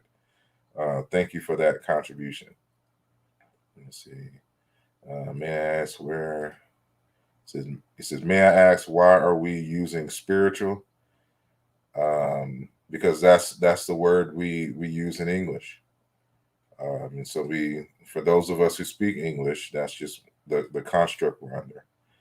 A king is merely a slave of great responsibilities, but the man who handles his responsibility is labeled a great king. Indeed. And it says, when I was doing community organizing, that's how they would bring you in. Like, you better have a personal interest or you won't make it. Let me see. Rights reduces individual. Let me see. It said like socialist brothers. It said master class. Saying no people saying I love my people ish. And of course, you can support the channel. Thank you, Sister Tamika, via Cash App. And I see someone has made a contribution. I haven't gotten down there yet to see who it was. It says, Brother Sean says, I'm asking seriously because I've seen a sister with a candle on her head calling it spiritual. I've seen another person use a picture of the rap artist with the braids and people out front. Yeah, that's something that I'm not saying it's not part of the spiritual process, because we got to remember that some rituals are designed not necessarily to achieve some manipulation of the forces of nature or anything to that nature, but more so to reinforce values, to reinforce and shape a certain type of thinking. And so, the lighting of candles, the giving of food to ancestors, the giving of offerings in a river or whatnot, the wearing of certain clothing in terms of discipline, the festivals, these all have a certain purpose, and these are all part of the spiritual process. So we also got to think of the mental health aspect of ritual and spirituality. And a lot of what we're, that's part of the spiritual process is simply designed for humans to be better connected to each other, and for us to be better connected to our ancestors. Because when you are better connected and you value your ancestors, you value the society as a whole. You'll fight to protect it. But if you don't feel like you're a part of that, you're not part of the legacy of the community, you will you will do things to undermine it. And so we saw that play out fictionally with in the Black Panther film with Killmonger. And so, so these are the kinds of ideas. So I'm not totally against, certain artwork and the carving and pouring oil. All that serves a purpose. But ultimately, it's just as I forgot who it was said earlier, the point of everything is to have a more harmonious society and to secure food, clothing, shelter, and harmonious human relations with each other. Let me see. Says, bruh, exactly. People are asking for a sissy, petty, water cooler spirituality, not a nation building principle, that hoodoo stuff. Sorry to say it. Indeed. And as I mentioned, I don't know if you were here at the beginning of the conversation, but the idea of community and nation building is part of the spiritual process, and that is somebody who has arisen to the level of spirit, to Orisha, or whatever the equivalent word is. It is because of their ability. In the citation I use, they use Mukola. But this is a person who has proven to be a community builder, a nation builder, and or a nation sustainer if one is already built, of course. But this person adds wealth to the society. He empowers other. He helps other people get the bag, so to speak. So that is a part of the spiritual process, and people want to kind of curve around that. You said. Let me see now. So, yeah, they having their own conversation. So I'm just gonna skip down. He said, learning curve. I'd argue spirituality is more individualistic based on its origins and its fusion. It is individualistic. Spirituality is an individualistic thing. And matter of fact, I wish I think I have a PDF copy of it. But Maladoma Some says that spirituality is individual, and that this is why I keep saying that religion. I don't think there's anything wrong with religion. Religion is the codes and ethics, the processes for maintaining good human relations within a society. That's what a religion is. That is communal. Spirituality is an individual thing. It's not. It is designed to develop the individual so that he or she can be of service to the community, but the process itself is individualistic. It's an individual thing. Religion is communal. Let me see.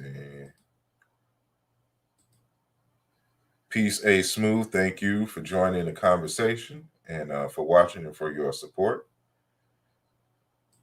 He says, sorry, you would make a great initiate for any house. I appreciate it. Thank you.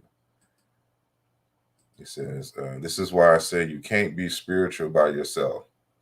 In many ways, well, you can't be anything because there's no such thing as an individual in an African society. And so, I say that with great reserve. But no, you can't be spiritual without you, because your spirituality has to serve others. And so, unless you're just in a dark room, dancing to drums by yourself all day, every day. No, but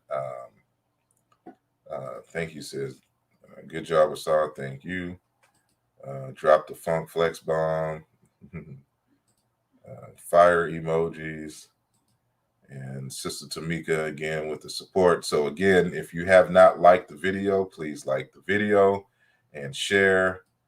And this is a review.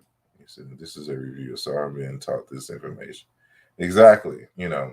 And it's the more and more I study, the more and more I keep finding things that reinforce these concepts. And so I add those sources to my bag of wisdom.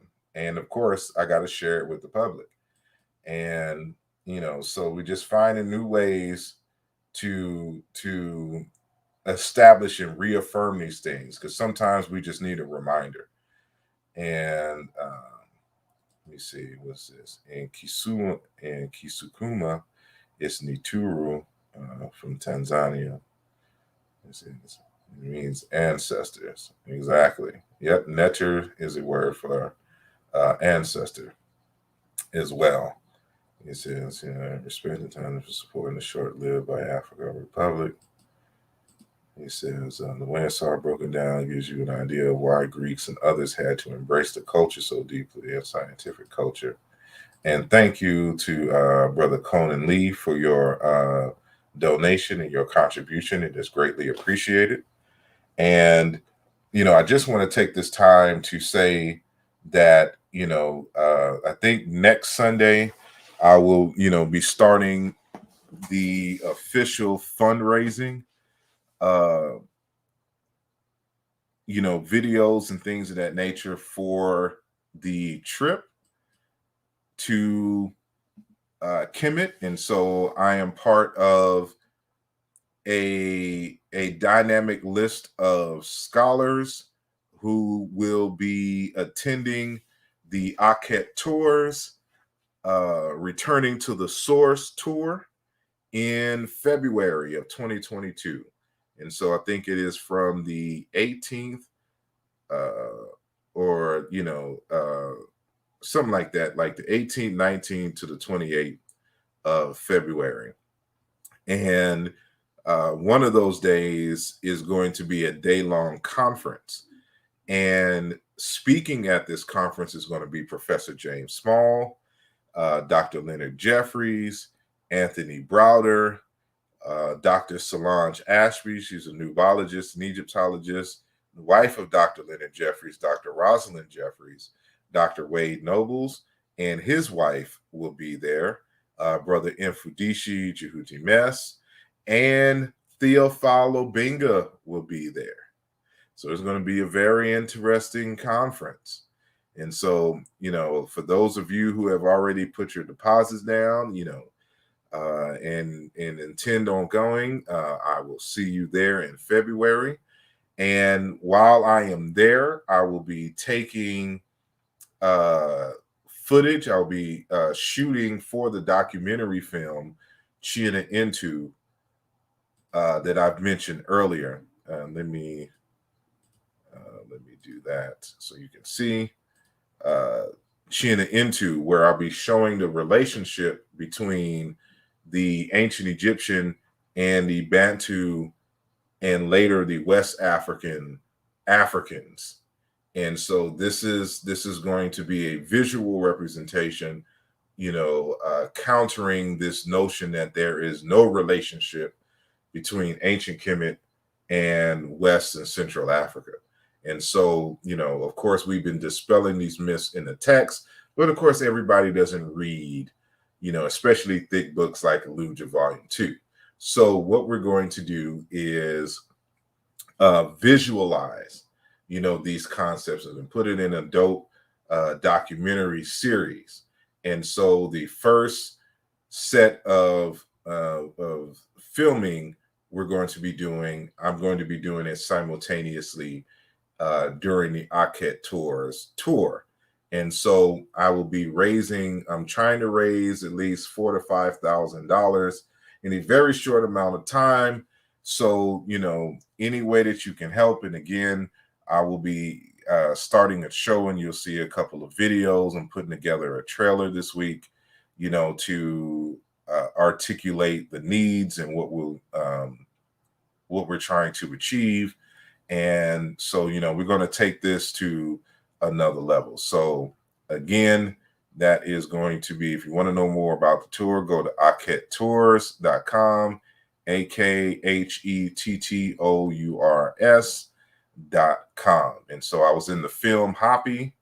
And so, matter of fact, all these individuals are in the film Hoppy.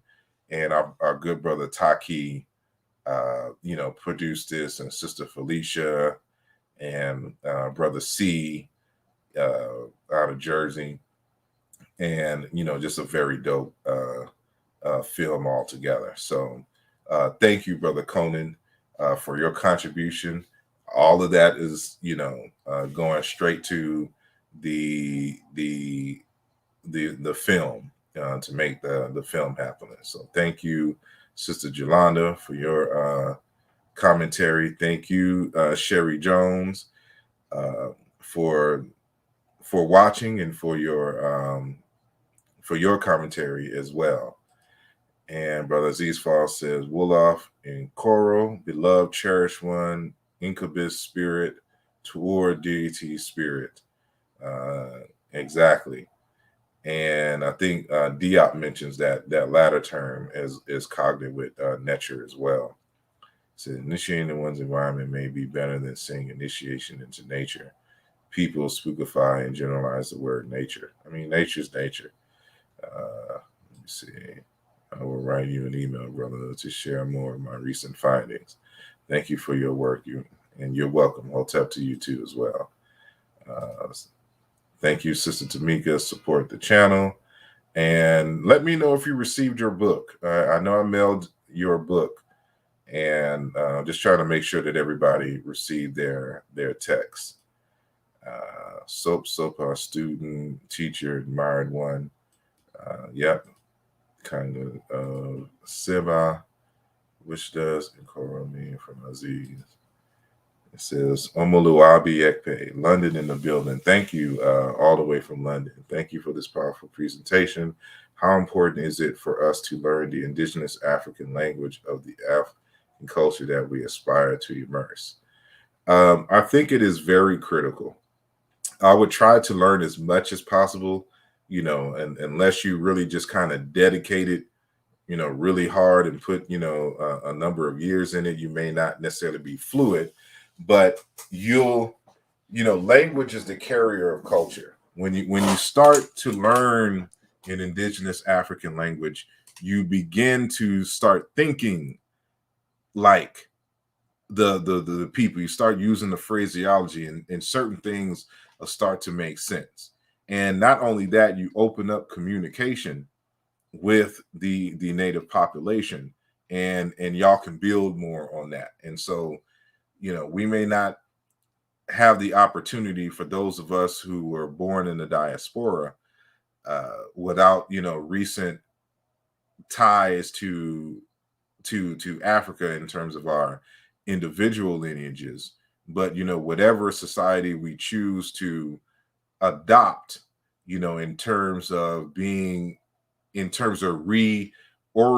ourselves and re-Africanizing ourselves, I think it is important to learn as much as possible in terms of the language.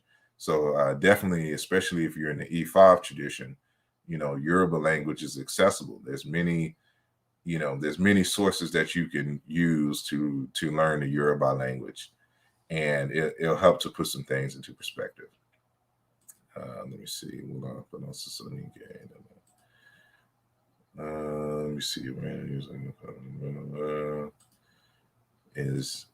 Is the approach of Western psychologists and psychiatrists in the kin to the approach of our African spiritual systems? Which one is more effective or beneficial to us?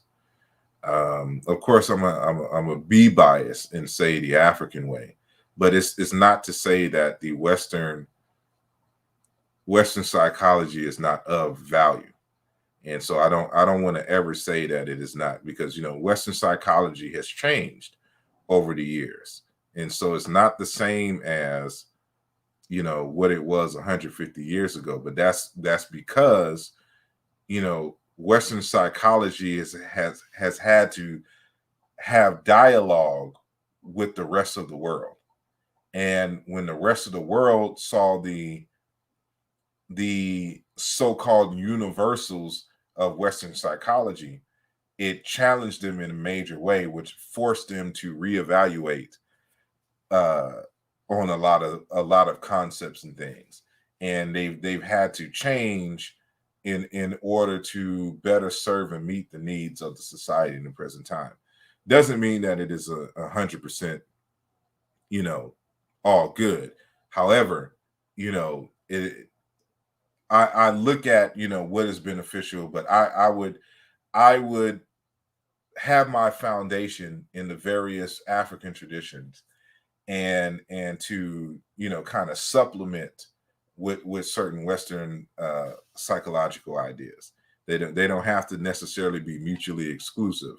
Just understand that there are fundamental differences, and that, you know, you always want to be grounded in your African traditions. So it said Shefford and Corey with the 2 dislikes. Oh, let me see. Just a few more. Reed Kim in and says, say now to Niger, Congo's and busy. Senegambia Rivers. You may be speaking to someone there. Excellent as always. And thank you, Mama Nee, for joining the conversation. Indeed, Brother Conan. And he says, I got here late, but can't wait to start at the beginning. Your scholarship is just impeccable. Do I appreciate you and thank you. And I look forward to your feedback. So it looks like I went through all the questions. If I missed anything, I do apologize. I was kind of rushing through these. And so just a little bit over 2 hours. And so I want to thank each and every one of y'all. Again, go to Madu Indela Press to get your copy of both Muntu Wa Nzambi by Dr. Chilimalima Mukinge, as well as my latest text, Chiluba Maweja, Yoruba, Orisha, and Ancient Egyptian Ak, an exploratory etymological study. This was released this weekend, and those of you who have pre-ordered, your books should have arrived or should arrive no later than Monday or Tuesday. And so with that said, I'd like to thank each and every one of you for joining the program, and I'll have some more stuff coming in the near future. So I appreciate your time. Y'all continue to be safe in these COVID streets. Continue to study and to love and support one another. So with that said, I will see y'all later. Peace.